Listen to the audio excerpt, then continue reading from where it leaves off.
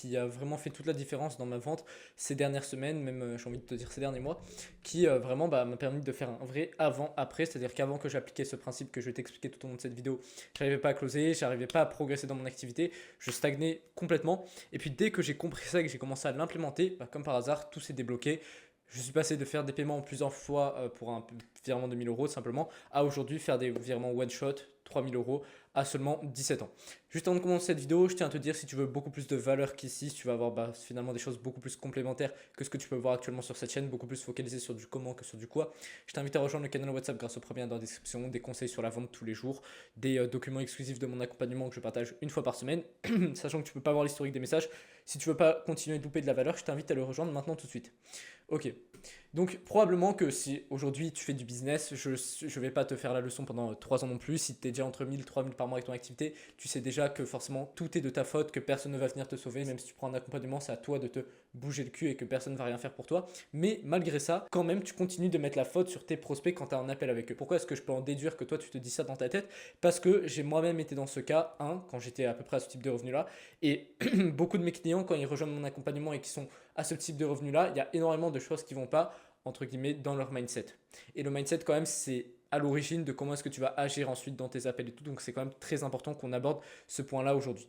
Tout est de ta faute. 90% des coachs sur le marché préfèrent mettre la faute sur les autres. Les prospects, ils sont comme ça. Les prospects, ils ont peur d'investir. Non, mais lui, il n'est pas assez éduqué. Non, mais lui, il a de l'ego. Il est comme si on m'a vendu du rêve. Il y a trop de concurrents. Personne ne veut plus rien acheter. Ces trois-là, c'est pas ceux que j'entends le plus, mais celui que j'entends le plus, c'est le prospect a de l'ego. Je ne peux pas le coacher.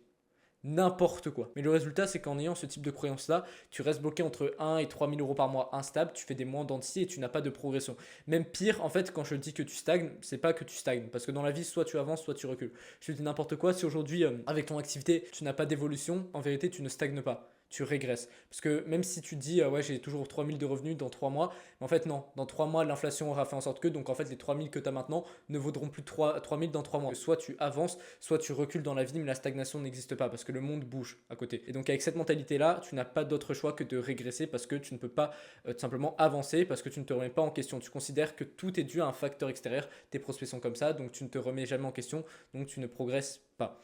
J'ai été pareil, je mettais la faute sur mes prospects, je ressentais de la négativité envers eux quand je ne les closais pas.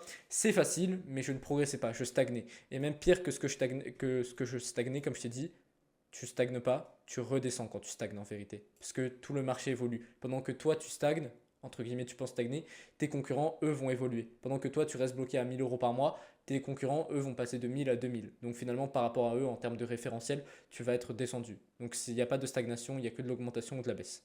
Puis j'ai compris que rien n'était de la faute de mes prospects, mais que tout était de la mienne, que tout venait de moi. L'objection, c'est trop cher, c'est ma faute. Un prospect qui ne vient pas, c'est pas de sa faute. C'est pas qu'il n'est pas engagé, c'est de ma faute. Objection, j'ai envie d'en parler à ma femme, c'est pas que le prospect il prend pas ses couilles et qu'il veut pas prendre la décision tout seul, c'est que c'est ma faute. Donc résultat, je suis passé de moins de 1000 euros par mois à 3000 par mois à seulement 17 ans. Tu peux rester dans le confort aujourd'hui, estimer que tout est de la faute de ton prospect, que du coup tout est dû à lui, mais sauf que ça va être confortable sur le court terme, parce que ça ne demande pas de te remettre en question, mais sur le long terme, tu ne vas pas progresser. Ou soit tu peux accepter que tout est de ta faute et de te demander constamment comment t'améliorer. Certes, c'est inconfortable sur le court terme. Pourquoi? Parce que ça demande de mettre complètement de côté tout ce qui est partie égo, mais ça fait énormément progresser sur le long terme. Étant donné que tu vas perpétuellement être dans la remise en question de te dire comment est-ce que je peux améliorer. Donc par définition, tu ne stagnes pas et tu ne restes pas dans la même zone. Forcément, quand tu vas mettre en place des actions différentes, parce que tu te dis que là, si tu as eu telle conséquence, c'est parce que tu as mal agi, quand tu vas mettre en place des actions différentes, tu auras forcément des résultats différents. Comme il le dit Einstein, la folie, c'est de faire toujours la même chose et de s'attendre à un résultat différent. Donc forcément, si tu mets en place des choses différentes, à l'inverse, tu vas avoir des résultats différents. Concrètement, si ton prospect il agit d'une certaine façon, c'est parce que tu as provoqué cette réaction. Il n'y a jamais de fumée sans feu. N'oublie pas. Un prospect qui ne se pointe pas sur un second rendez-vous, c'est pas qu'il n'était pas engagé. C'est toi qui ne lui as pas donné l'importance de faire un second rendez-vous et il n'a pas vu toute la valeur que tu avais à lui transmettre. Il ne se livre pas comme tu l'aimerais. C'est pas que c'est un prospect qui se livre pas, c'est pas que c'est un mec qui parle pas. C'est qu'il ne se sent pas assez en confiance avec toi pour pouvoir dévoiler le fond de sa pensée. Pourquoi? Peut-être parce qu'il a l'impression que s'il parle trop, tu vas commencer à utiliser ça pour ta vente. Il ne te considère pas retard, no show, tu n'es pas digne d'avoir une haute valeur perçue de son point de vue. Il te donne une objection, c'est que des choses importantes n'ont pas été abordées durant l'appel. Je suis désolé, si le prospect à la fin de l'appel, il te dit c'est trop cher, il y a un putain de problème, c'est que tu n'as pas sondé sa mentalité vis-à-vis d'investir en lui, tu n'as pas élevé ses standards par rapport à combien est-ce qu'il était prêt à investir. C'est sûr, si tu t'attends à ce que tu doives investir 100 euros et qu'à la fin on te dit c'est 1000 euros, c'est clairement pas cohérent. Donc en fait, tout ce que tu fais est la conséquence. Enfin, tout ce qui se déroule après est la conséquence de ce que tu as fait dans ton appel. Bon, ça bien évidemment, je peux pas te dire tous les cas parce que c'est vraiment au cas par cas. Là, je t'ai donné quelques cas, mais peut-être que s'il ne te considère pas ou peut-être que s'il ne se livre pas comme tu l'aimerais, là, je t'ai dit c'est peut-être parce qu'il a peur que tu lui vendes quelque chose, mais peut-être que ça peut être autre chose qui n'a strictement rien à voir. Là, je te donne des cas. Ça, c'est uniquement possible si tu as un coach qui a une vision extérieure, beaucoup plus objective de la situation que ce que tu peux avoir toi avec une vision subjective. Donc, ce que j'ai envie de te dire, c'est oui, prends un coach, c'est très important. Tu vas progresser 1000 fois mieux que si tu le fais tout seul. Et notamment, il pourra t'aider à identifier ces points-là qui bloquent aujourd'hui et qui font que ton prospect ne se sent pas en confiance, qu'il ne se pointe pas, qui te donne des objections, etc. Parce que tout seul, même si tu as cette posture de te dire ok, c'est de ma faute, tu ne sauras pas forcément identifier qu'est-ce qui a réellement bloqué parce que tu ne sais pas ce que tu ne sais pas. N'oublie pas cette phrase-là. Tu ne sais pas ce que tu ne sais pas. Ok, tes prospects aussi ne sont pas non qualifiés, très important à comprendre. Une des excuses qui revient le plus souvent, c'est qu'ils ne sont pas assez éduqués, ils ne sont pas qualifiés, ils sont comme ci, ils sont comme ça, alors que c'est du bullshit. Tu es juste nul en vente. Tout le travail d'éducation que certains te disent, certains coachs sur le marché te disent, il faut que tu mettes absolument en place ce type de contenu-là pour que quand il arrive en appel avec toi, il est déjà chaud. Oui, c'est très bien, mais tout ce travail-là peut très bien être fait durant un appel. Quand là, dans le closing à 3000 euros que j'ai fait, j'ai quasiment pas utilisé de système de persuasion parce que j'ai pas encore full témoignage, j'ai pas encore mis en place tout ce que je veux mettre. Ce qui signifie que mon système de persuasion correspond peut-être à 20% de ce que les coachs du marché te disent de mettre en place. Et pourtant, ça m'empêche pas de close à 3000 euros. Et là, je vais passer à 5000, je vais vendre des offres à 5000, etc. Donc, c'est pour te dire qu'en fait, le système de persuasion n'est là que pour automatiser quelque chose qui peut se faire manuellement. C'est pour ça que notamment le système de persuasion, c'est très utile quand tu veux scaler parce que ça t'évite de dépenser du temps en appel que tu aurais pu allouer sur une autre tâche. En fait, tout ce qui est automatisable, quand tu veux scaler, tu l'automatises. Tout ce qui est création de contenu pour t'amener des prospects, tout ce qui est setting, bah, tu l'automatises. Tout ce qui est du coup système de persuasion, au lieu de devoir éduquer ton prospect en appel, tu le fais par vidéo, ce qui signifie que tu fais 2 heures de vidéo, ça te prend 2 heures à les faire. Bah, tu as économisé 30 minutes par appel, 30 minutes d'éducation par appel. 30 minutes multiplié par le nombre d'appels que tu vas faire. Donc par exemple, sur le mois, tu as économisé, je te dis n'importe quoi, tu as économisé 15 heures comme ça. Si tu as 30 appels, tu as économisé 15 heures. Donc en fait, les systèmes de persuasion sont là et les systèmes d'éducation avec les vidéos sont là pour automatiser, mais ce processus peut très bien se faire manuellement, tu vois. Donc en fait, c'est que du bullshit, c'est pas que ton prospect a pas été assez éduqué. S'il te dit je suis pas prêt à prendre une décision parce que ça fait pas assez longtemps que je te connais, c'est juste que tu n'as pas assez inspiré la confiance. Tu n'as pas besoin de connaître quelqu'un. Quand il te dit ça, c'est juste qu'au plus profond de lui, il ne te sent pas comme la bonne personne et il n'a pas assez confiance en toi. Et pourquoi est-ce qu'il n'a pas assez confiance en toi? Probablement parce que tu ne t'es pas tu durant l'appel, tu ne t'es pas montré comme la bonne personne en identifiant précisément ses problèmes via la phase d'audit, tu ne t'es pas tu, donc il n'a pas pu parler autant que ce qu'il voulait parler.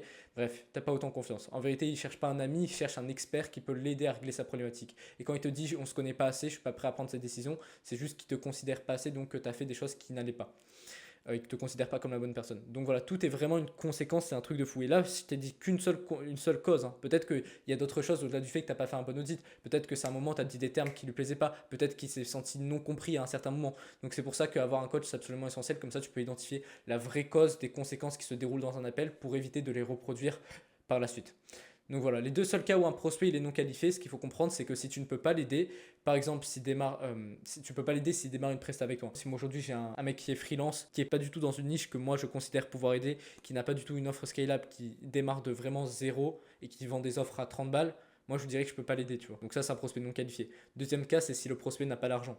S'il a 100 balles sur son compte, c'est sûr tu peux prendre un acompte, mais tu pourras pas le faire démarrer sur une vraie offre, tu vois. Donc c'est très compliqué là-dessus. Et c'est les deux seuls cas où un prospect est non qualifié. Les systèmes de persuasion sont là pour gagner du temps sur un call, mais tout est faisable quand tu es bon en vente. Je te donne un exemple. Par exemple, à ce moment-là, j'avais zéro, mais littéralement zéro système de persuasion. La personne que j'ai closée dans cet appel-là, qui a duré 2 heures, et je l'ai contacté en prospection froide sur Insta où j'avais 6 abonnés, j'avais 3 posts. Il y avait juste le lien de mon YouTube où j'avais pas grand chose à cette époque-là. Et en fait, c'est juste parce que durant tout l'appel, j'ai fait un putain de processus d'éducation, d'audit, puis de cassage de croyances. Ce qui fait que les seules objections qu'il avait, c'était je sais pas si je peux essayer peut-être de le faire seul. Je sais pas, c'est difficile pour moi de faire un virement parce que c'est quelque chose que j'ai jamais fait un virement de cette hauteur-là. Donc c'était que des objections comme ça, mais c'était jamais une objection, j'ai pas confiance. Il avait totalement confiance en moi, le prospect. Donc c'est pour te dire que le processus d'éducation était présent et que même sans avoir fait de système de persuasion, pendant 2 heures, j'ai pu le faire. Donc voilà, bien évidemment, c'est un truc que j'aurais pu automatiser. Je suis pas fier de le dire. Je suis fier dans le sens que pour te montrer que c'est possible de faire sans système de persuasion, mais je suis pas fier dans le sens que j'aurais pu automatiser cette tâche-là. Et c'est ce que je fais aujourd'hui. Parce que là, cet appel-là qui a duré 2 heures, si j'avais fait un système de persuasion, il aurait pu durer 1 heure seulement. Donc voilà, c'est pour te dire que non, les systèmes de persuasion, c'est pas magique et ça sert pas à faire en sorte que ton prospect passe de pas éduqué à totalement éduqué et prêt à te faire un virement. Ça permet d'économiser du temps seulement. Donc en fait, je pense que c'est quand même bien par un moment au début de ton activité de passer par faire le système de persuasion toi-même en appel, de faire tout ce qui est changement de croyance, etc. Après, quand tu veux, quand tu es déjà à 3-4 cas par mois que tu veux aller scaler, là oui, par contre, c'est pertinent de mettre en place pas mal de contenu à regarder avant l'appel. Donc voilà, si aujourd'hui tu veux vraiment devenir meilleur en vente, parce que 85% de tes prospects, ce qu'il faut que tu saches, c'est qu'ils sont closables, tu perds juste de l'argent parce que tu es nul en vente. Donc si tu veux vraiment devenir bon en vente, rejoins le canal WhatsApp grâce au premier lien dans la description. En fait, dis-toi, la courbe des prospects, c'est un peu ça, tu vois. Je sais plus comment ça s'appelle, je crois que c'est une courbe gaussienne. Mais en gros, ici, tu as 10% de prospects qui sont hyper faciles à closer. Ici, tu as 80% des prospects qui sont normaux. Et ici, tu as 10% des prospects qui sont impossibles à closer. Moi, je ne vais pas t'apprendre à aller sur eux, parce que eux, du coup, ça sert à rien. C'est pour ça que c'est impossible d'avoir 100% de taux de closing. Même les meilleurs closers, ils ont 88-90% de taux de closing, tu vois. Donc donc je vais pas t'apprendre à closer eux parce que c'est impossible. Par contre, et je vais pas t'apprendre non plus à closer eux parce que même sans moi, tu peux les avoir. Par contre, moi, je vais t'apprendre à closer ces gens-là. Parce que c'est ces gens-là qui vont représenter 80% de ton chiffre d'affaires. Et aujourd'hui, si tu n'as pas les compétences en vente, tu n'arrives pas à les closer. Donc c'est pour ça que sur cette chaîne et aussi sur ce canal WhatsApp, je t'apprends justement à closer ces 80% pour que enfin tu performes un maximum dans ta vente et que tu puisses éviter d'avoir plein d'objections à la fin, que tu ne comprennes pas certaines choses, etc. Donc voilà, je t'invite à rejoindre le canal WhatsApp grâce au premier lien dans la description si tu veux stabiliser les 5 cas par mois avec ta vente. Tu peux m'envoyer un message si tu veux, ça te fait plaisir. Et si tu veux échanger plus en profondeur. Et moi, je te dis à demain pour une autre vidéo.